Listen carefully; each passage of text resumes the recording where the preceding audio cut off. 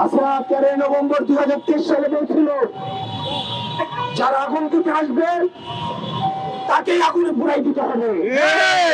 যারা এখন জীবন, সম্পদ, বাস, রিক্সাতে যারা আগুন দিতে আসবে, হাসিনার নির্দেশনা সবাই অনুসরণ করবেন।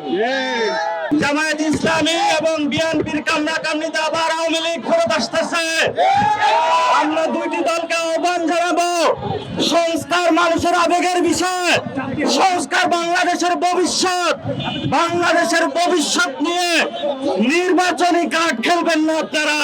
তারা ইন্ডিয়ান এম্বাসি থেকে টাকা খেয়ে আওয়ামী লীগের হত্যা, খুন, নিপীড়নের পক্ষে তারা গত একটা বছর ধরে টকশোগুলোতে বৈঠক উৎপাদন করেছে। হাসিনার বিচার অবশ্যই হতে হবে। দুনিয়ার কোন শক্তি ভারতে বসে হাসিনার বিচার আটকাতে পারবে না। এই আওয়ামী লীগের বিচার হতে হবে, হাসিনার বিচার হতে হবে, 2000 শহীদের হত্যার বিচার হতে হবে। বাংলাদেশ থেকে আওয়ামী লীগ সাংবিধানিক ভাবে চিরতরে হারিয়ে যাবে ইনশাআল্লাহ। যদি আওয়ামী লীগ ফেরত আসে, বাংলাদেশে আবার রক্তারক্তি পরিস্থিতির সৃষ্টি হবে। ইউএফটি ফার্স্টের সাথে ট্রেড করুন যে কোনো জায়গা থেকে।